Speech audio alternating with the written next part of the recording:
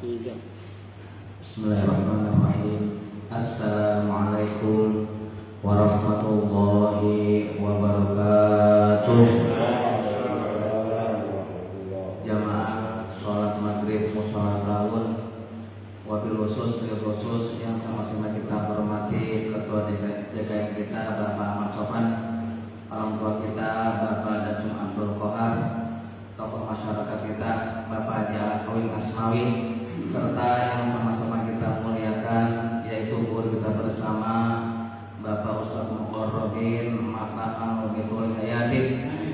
Mari saja kita mulai pengajian rutin pada malam minggu ini dengan pembacaan Ummul Quran yaitu suratul Fatihah, yang mana suratul Fatihah ini dikhususkan kepada almarhumah lalu kita yang telah menderita ala diniyah wa ala kulli niyatin sholihah wa ila hadratin Nabil Mustafa Muhammad Rasulillah sallallahu alaihi wasallam bi sirril Fatihah. Alhamdulillahi minasyaitonir rajim. Bismillahirrahmanirrahim. Alhamdulillahi rabbil alamin arrahmanir rahim maliki yaumiddin. Iyyaka na'budu wa iyyaka nasta'in ihdinas siratal mustaqim siratal ladzina an'amta 'alaihim ghairil maghdubi 'alaihim waladdallin. Rabbi ighfir lana wa liwalidayna amin. Kepada para pemimpin Bapak teman saya persilakan.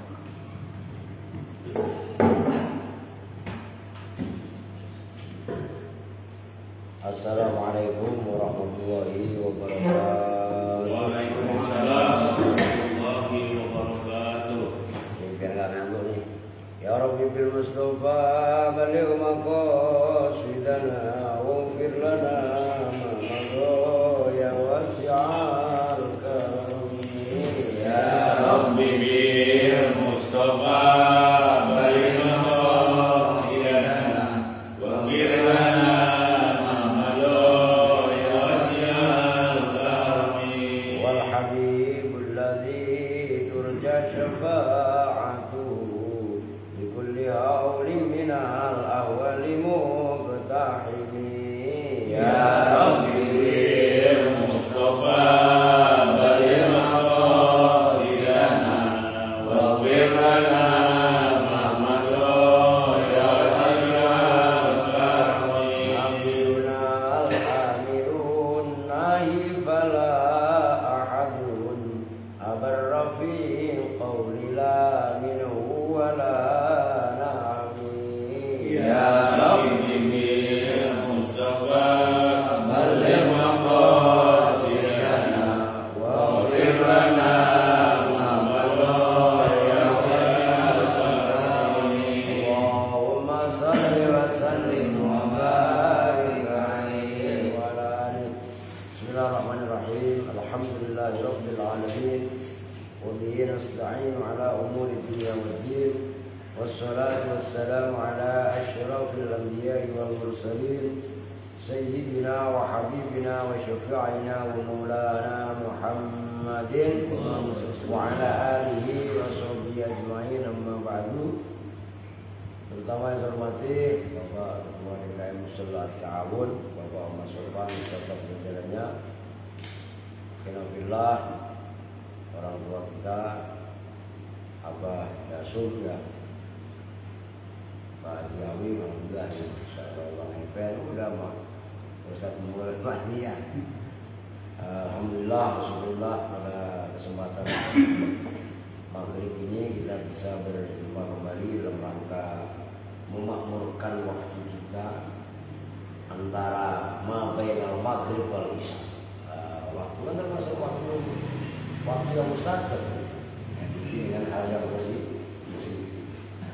Kalau ada waktu, ya bukan hanya malam minggu lah, malam yang lain juga. Dan udah itikaf aja kan tanggung pulang loh.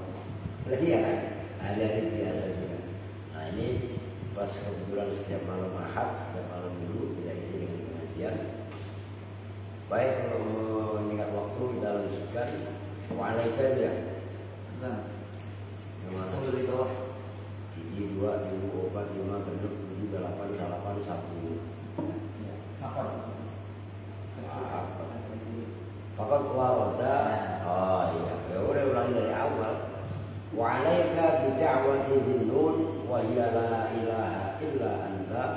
subhanaka inni kuntu minadh dhalimin.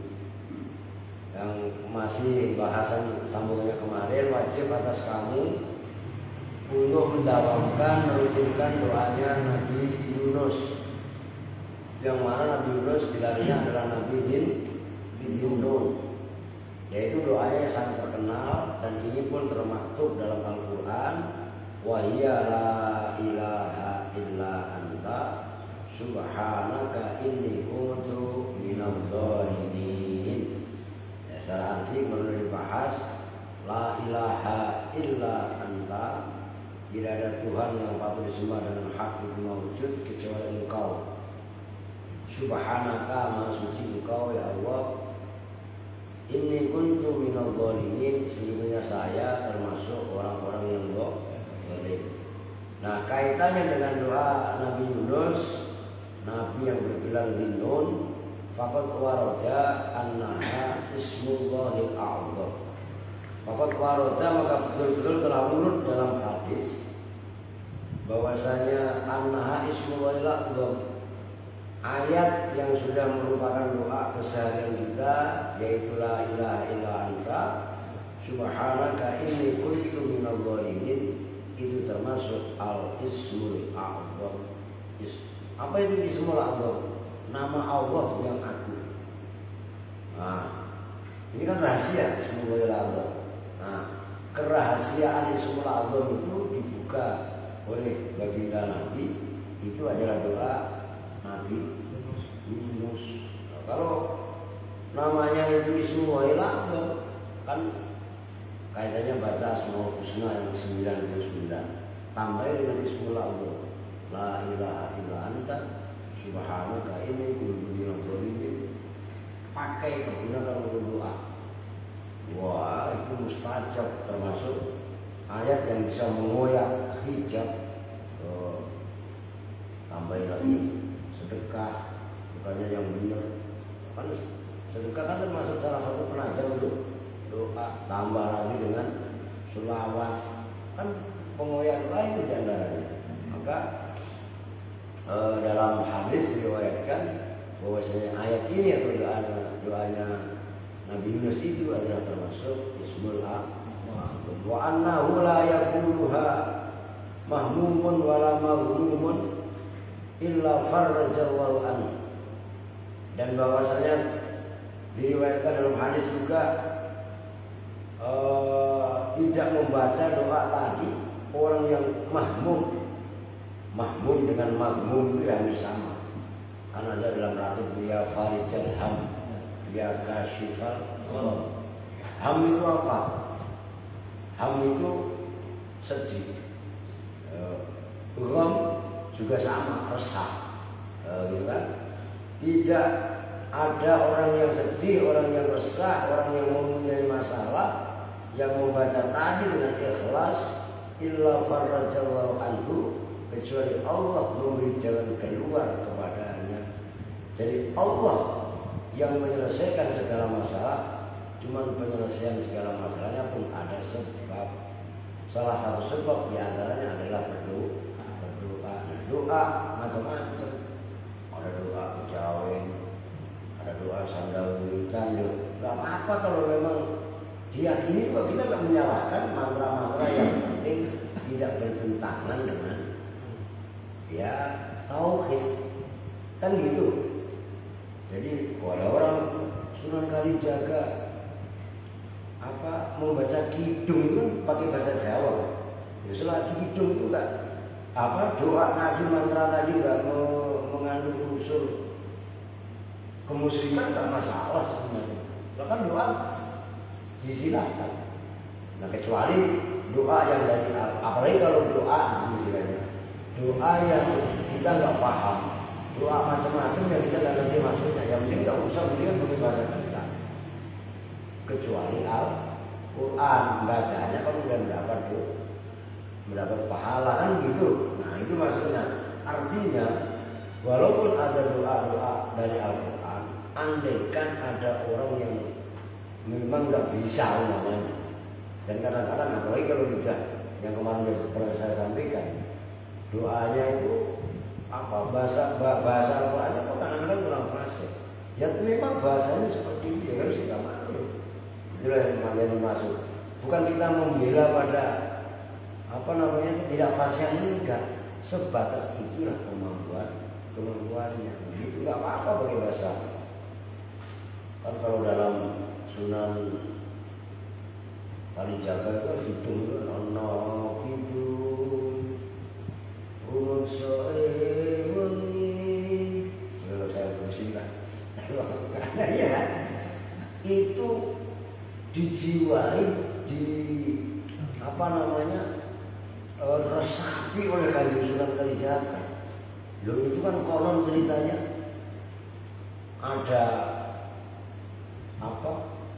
angin topan itu bisa berhenti, ombak yang sedang bergelora kemudian tenang.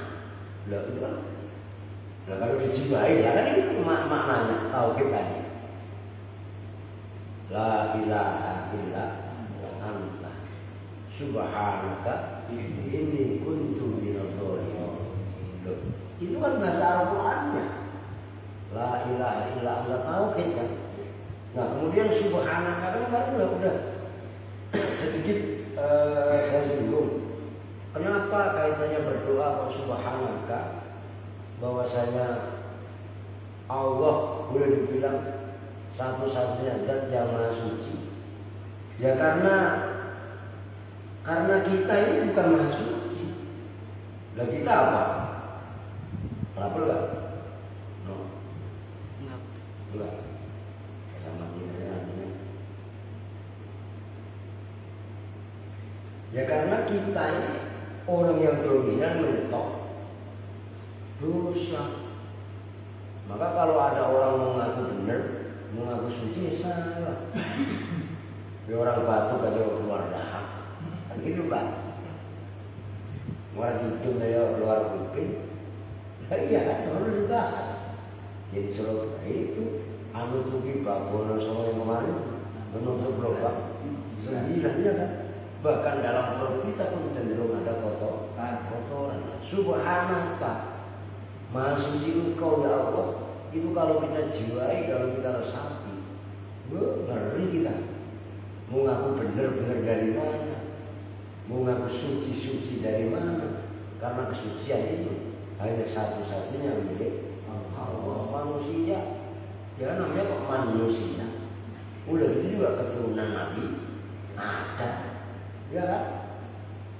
Nabi Adam juga memang pernah salah. Kok kita sebagai anak cucunya Nabi Adam, keturunannya Nabi Adam, lalu kemudian mengaku yang paling benar, ya nggak ada. Maka subhanaka atau subhanallah itu kalau dikaji secara mendalam, itu. Maka bacaan mantra, itu mungkin kalau bahasa orang Sunda ada Sundanwiwitan sekarang. Kalau memang itu mantra itu baik, itu doa-doa kalimat-kalimat baik, ya enggak menjadi soal selama tidak berbenturan dengan tauhid. Kan gitu sebenarnya. Orang doa kok gitu. Memang Allah orang Arab. Kan gitu kan, enggak ada pun doa pakai bahasa Arab kan karena memang Al-Qur'an ini diturunkan dengan bahasa Arab. Begitu loh maksudnya. Kalau memang nggak bisa, Allahumma inna nas'aluka salamatan fid din. Ya Allah, saya mohon kepada Engkau akan keselamatan pada baik. Nah, iya kan? Pakai bahasa Indonesia boleh. Daripada kita baca doa umpamanya bahasa Arab tapi kagak paham. Pakai bahasa Indonesia atau pakai bahasa daerah, pakai bahasa manusia juga Allah mengetahui intinya di situ. Kemudian qala Allah Ta'ala fastajabna lahu wa najjaynahu minal ghammi wa kadzalika nunjil mu'minin. Ini kan ayat fastajabna lahu, maka kami ijabah, kami penuhi bagi Nabi Yunus, wa najjaynahu minal ghammi, dan kami selamatkan Nabi Yunus dari kesedihan. Itu kan ayat. Wa kadzalika nunjil mu'minin, dan seperti itulah kami menyelamatkan orang-orang yang beriman. Nabi Yunus sedih. Ya orang ditelan ikan, ada dalam gelapnya perut ikan, kemudian ada dalam gelapnya malam, ada juga dalam gelapnya lautan, kan tiga kegelapan. Sedih. Orang kalau udah hukum, kalau udah hatinya ini rasa sedih, gelisah, kalau dan lain sebagainya, nggak tahu sumber penyakitnya entah dari mana. Nah, kalau nggak buru-buru kepada agama, maka yang terjadi kerisauan galon-galon tadi malah akan mengkristal menjadi satu penyakit. Maka kalau kembali kepada agama, jadikan kepada takdir, usaha mudah. Nah iya kan, bukan lagi asal-asalan, usahanya sudah maksimal, tapi hanya itu yang Allah berikan kepada kita. Dari situ penyelesaiannya. Oke? Kita lanjut. Wa kadzalik wa 'alaika bil iktsari minar raja'i wal khaufi. Nah, ini makomat atau ilmu tasawuf. Wa 'alaika termasuk salah satu makomat atau tingkatan tahapan atau level tauhid tasawuf itu ada namanya ar-raja. Wajib atas kamu untuk memperbanyak minar raja'i dari roja. Bukan ar-raja nama radio orang sebelah itu, bukan ya. Ar-raja itu harapan. Bukan rujak. Wal khauf dan rasa takut. Nah itu kalau disimpulkan roja dan khauf oleh Abu Nawas itu pada hafal ilahi ilas kulil firqausi dan seterusnya. Nah itu kan syair khauf dan roja. Maksudnya bagaimana khauf itu dan apa yang dimaksud dengan roja nanti dibahas. Nah, roja itu harapan kepada Allah, khauf takut kepada Allah. Fa innahuma min asyrafi thamaratil yaqini. Maka sesungguhnya roja dan khauf ini timbalan. Itu ibaratnya antara roja dan khauf. Min asyrafi thamaratil yaqini, paling itu dari paling mulianya buah-buah keyakinan. Kita yakin kepada Allah. Katanya tauhid. Tapi nggak ada roja, maka ya yakin dari mana? Kita yakin kepada Allah, tapi nggak berbuah khauf, maka yakin macam mana? Saya yakin, tapi maksiat masih rajin. Nah itu STMJ, sholat terus, maksiat jalan. Nah itu mau khauf dari mana? Itu sama dengan tomat atau ya tomat, tobat, sambal kan gitu. Wakat kuasa betul-betul telah memberi kriteria Allahu bihima dengan khauf dan roja ibadah sabiqin pada hamba-hambanya yang terdahulu. Faqala, maka Allah berfirman, wa huwa asdaqul qailin. Hal bermula Allah itu asdaqul qailin, paling benarnya orang yang berkata. Ulaika alladzina yad'una yabtaghuna ila rabbihimul wasilah ayyuhum aqrabu wa yarjuna rahmatah wa yakhafuna 'adzabahu inna 'adzaba rabbika kana mahdura. Mereka itulah orang-orang yang senantiasa memohon kepada Allah dan mereka mengharap kepada Tuhannya akan wasilah, kedekatan, derajat, wasilah. Ayyuhum aqrabu, manakah di antara mereka itu yang paling akrab? Nah, itu asalnya akrab. Kalau bahasa kita akrabnya apa Pak? Wah, buka lah biar sebentar. Pak Azino, Asmir ngantuk kasihan. Lah iya. Loh, siapa di antara kita yang akrab? Mobil wajib kan kata kata. Lah iya kan. Kalau aslinya kan akrab. Iya, kalau kan begitu akrab. Nah itu isim takdir kalau dalam ilmu nahwu. Kalau bahasa Inggrisnya superlatif. Cuman bahasa Indonesia A seolah spasi kerap, akrab. Padahal aslinya itu rom. Jelas ya? Ya sama aja korib menjadi karib, ya kan? Termasuk banyaklah istilah-istilah bahasa Arab yang menjadi, ya termasuk kalau yang namanya pejabat-pejabat negara gelar-gelar itu kan majelis permusyawaratan. Nah, itu tiga-tiganya bahasa Arab. Majelis saya tahu kan? Jalan saya jadi suju satu majelis satu wajah suataka majelis idil selat tajris majlisun majelis apa? Permusyawaratan musyawaratan tambahin per kalau bahasa Indonesia tambahin an permusyawaratan rakyat roa yar'a ro'iyatan rakyat asalnya lah apa? Dewan DPR Dewan Perwakilan Rakyat Dewan bahasa Arab Dewan iya apa emang Dewan asli bahasa Arab perwakilan wakil apa bahasa Arab hasbunallah wa ni'mal wakil nah apa coba rakyat apa semuanya ada mahkamah emang mahkamah apa mahkamah ya kamu hukuman wa mahkamatan ya kan mahkamah tambahin agung aja istilahnya asli. Jadi kalau ada yang mau menggantikan Indonesia itu menjadi apa namanya Islam orang yang di dalamnya udah terdapat nilai-nilai Islam sebenarnya kalau kita sadar cuman presiden aja kalau presiden kan gak bahasa Inggris lah kan gitu lah kalau dulu kan bukan presiden sultan. Nah, kalau kerajaan kan sultan yang pada baik al-amir gitu loh keren sebenarnya.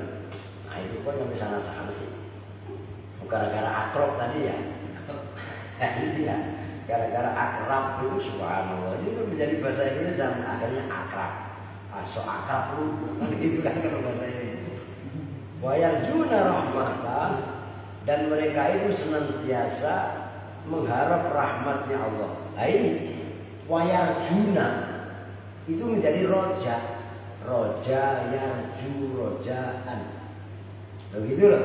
Kalau dalam ilmu sorong maka kan begini orang umpamanya teriak kembali ke Al-Quran kembali ke Al-Hadis sementara dia zero nol nggak ngerti nah sorong ya mau tanya apa ya ngomong kosong orang bahasa Al-Quran itu bahasa Arab itu bisa dikawal melalui usul bahkan kalau semalam sama anak-anak saya sampaikan apa namanya kerangka utama huruf itu kan sorot yang pernah saya singgung tadi baca Al-Fatihah itu ada alhamdu jadi kata-kata hamdu hamdan hamid mahmud ahmad muhammad nah kan asal katanya hamdu bisa dikembangkan diubah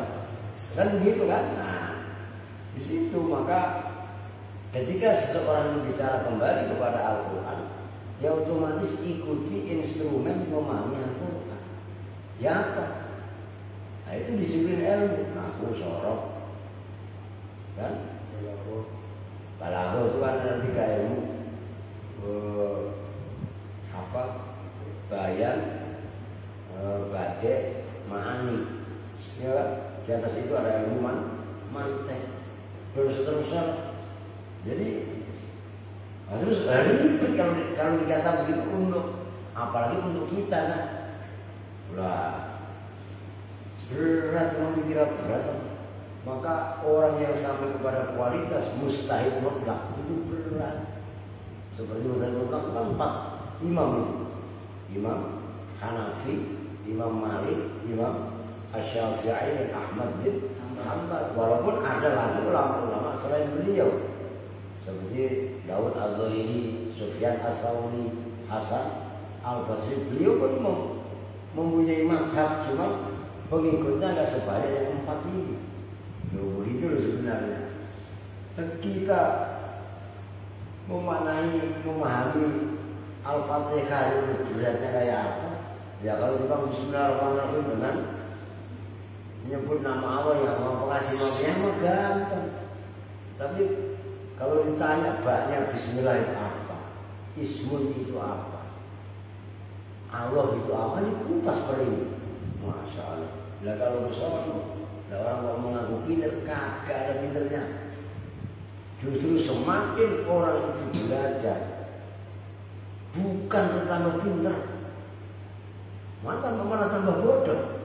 Betapa ilmu yang kita pahami ternyata baru sedikit sekali. Benar. Maka ketika ada orang yang pinter itu justru malah aneh. Jadi makin banyak tahu makin banyak salah. Nah, makin bahasa Allah ya. Ya coba. Jangan pernah saya sampaikan juga lah. Kode M itu. M itu kan mungkin kalau dikasih milimeter sedikit, itu paling terkecil kan ya. Terus habis cm centimeter, habis itu baru meter, desimeter, baru meter, terus km, itu meter baru kilometer. Padahal sebenarnya sebelum juga ada. Lah kita nggak tahu aja. Ada mikro, Lah iya kan. Coba M kalau M tok katanya meter. Kalau M1 katanya meter persegi. Kalau M2 meter kubik, meter kubik. M3 kubik, meter 4 lupa. Padahal M4 itu ada. Sampai M1000 juga ada. Karena keterbatasan masa. Kalau M4 ada bahasa Inggris. Iya ada. Kalau M16 jurusan pasang dulu sama itu ya. Mikrolet itu. Kalau M26 Kampung Melayu, Bekasi kan yang lihat langsing gitu loh. Berkacau. Iya kan. Artinya apa? Betapa Makin banyak. iya, semakin kita paham, itu bukan kita malah semakin pintar, tapi semakin bodoh kita. Masya Allah, coba itu. Makin berat. Makin berat. Itu kadanya wayarjuna rahmatan. Jadi rojak dalam arti berharap kepada Allah itu terambil dari wayarjuna. Wayakhafuna azabah. Nah, ini khauf. Wayakhafuna, takutlah orang-orang tadi azabahu pada azabnya Allah. Inna azab rabbika kana mahdzura. Sesungguhnya azab Tuhanmu itu adalah sesuatu yang ditakuti. Jadi orang yang berkeyakinan kepada Allah, beriman, iman itu kan kalau dijiwai, diresapi, diamalkan, apalagi namanya cabang-cabang iman itu diperhatikan, itu kan akan melahirkan keyakinan. Keyakinan itu sendiri akan melahirkan namanya roja atau harapan, berharap kepada rahmatnya Allah dan takut. Kalau saya takut akan siksanya. Oh, ayo takut juga, takut adem. Kopi maksudnya. Minum.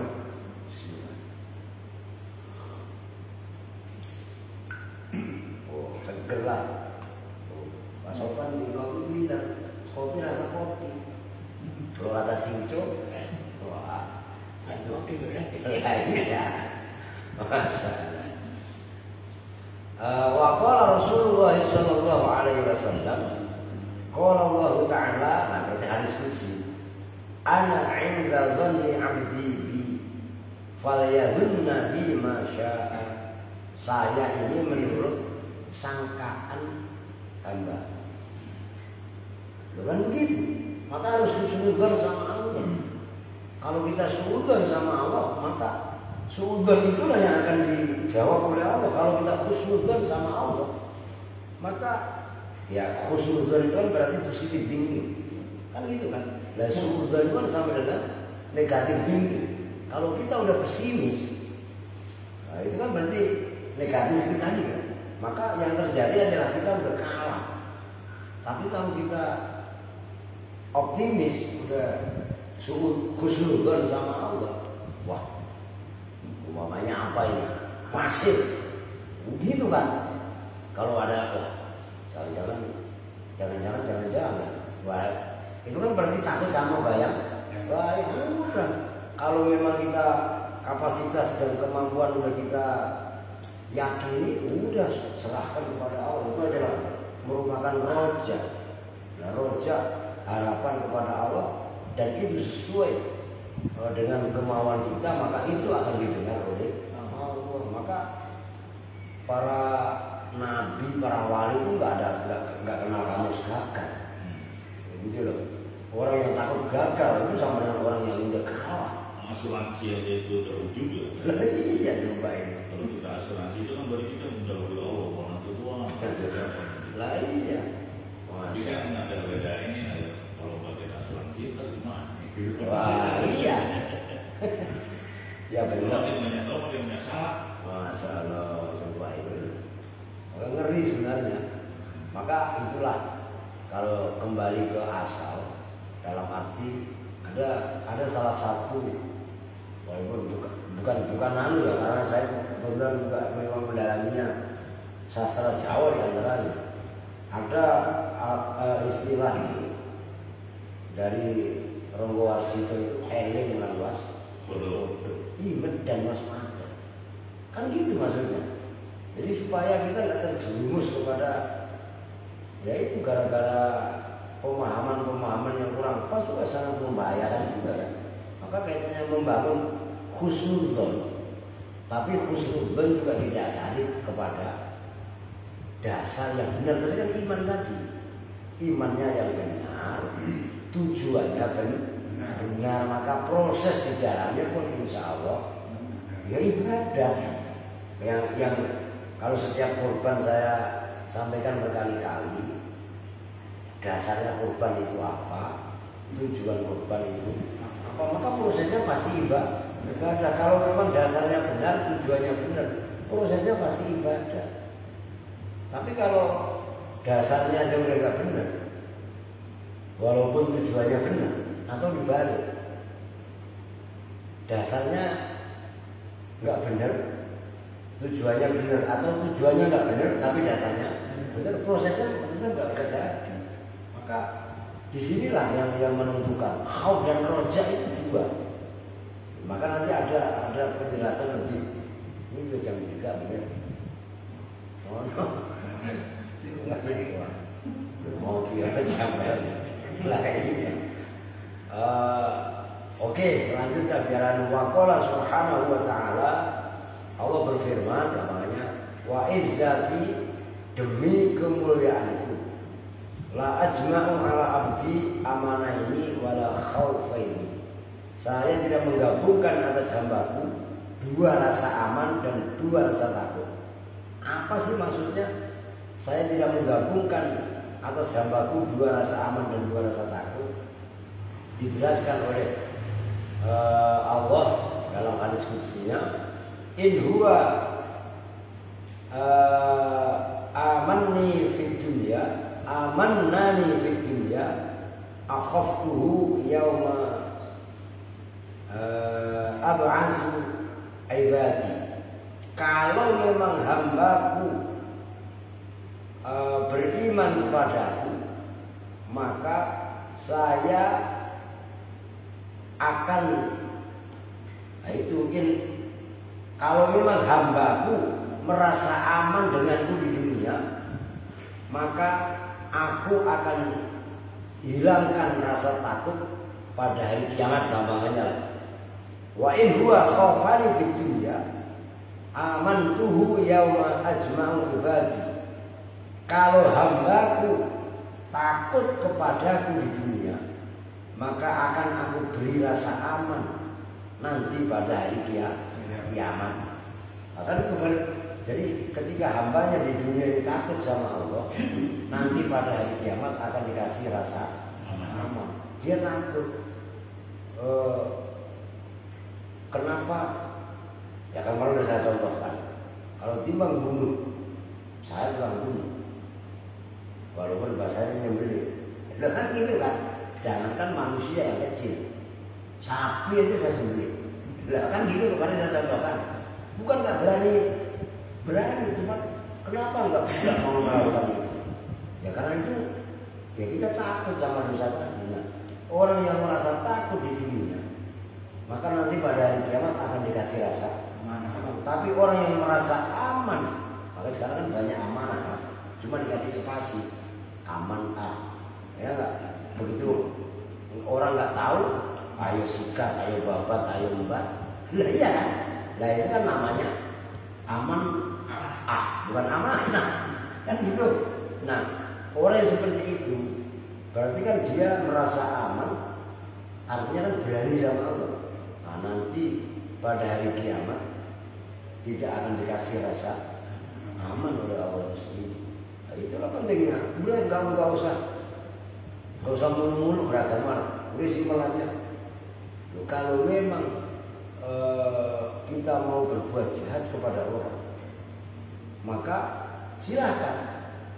Tapi nanti resikonya akan ditanggung sendiri. Maka sebenarnya kalau kita kembalikan ke sana, kita diomongin orang udah gimana, orang omongan itu nanti kembali kepada dirinya sendiri.